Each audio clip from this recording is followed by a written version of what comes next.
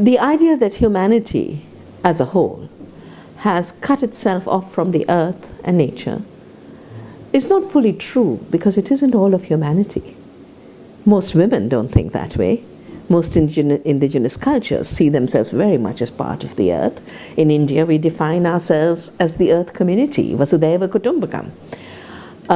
The separation from the earth and the role of master and conqueror is really a product of a particular group of people in the West, which largely men, those endowed with property and capital.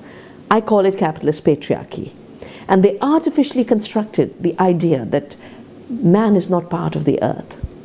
And a result of that is the devastation of the earth's resources, destabilization of the planet, and climate change is an example, wiping out of species, but also pushing millions into deep poverty, if poverty is measured authentically in terms of how much food are you eating, how much clean drinking water are you getting, and how well are your children.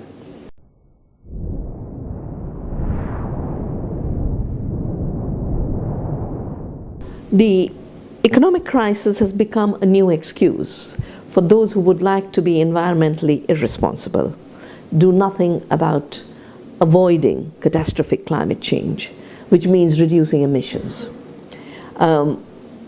They gain from the current model of running the economy, which is leading to economic crisis, but not for them. The banks are doing fine. Wall Street walked away with higher profits after the 2008 collapse than before. Even out of the European crisis, the banks are squeezing society in Greece, in Italy, in Spain, in Portugal, in Iceland, in Ireland. And people are paying for this crisis. The planet is paying for this crisis. And I do believe those responsible for the economic crisis should be the ones who pay. That is why I admire the young people who've come out in movements like Occupy Wall Street, the Indignados, to say, we are the 99%. You, as the 1%, will not extinguish our future.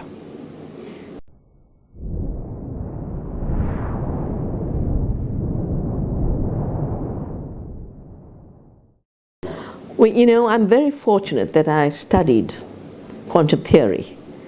And quantum theory basically teaches you two things: uncertainty and non-separability, that everything is connected. The economic crisis connected to the ecological crisis, connected to the social crisis, and uncertainty, that you don't know. Because you don't know, I can't be a pessimist, because there is a chance that the alternatives people want will blossom.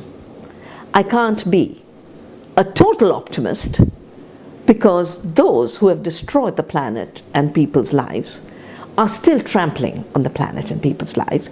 So I am throwing my weight behind the path of hope, the path of justice, the path of unsustainability, believing that it's more important to do the right thing than be guaranteed that the outcome will be yours.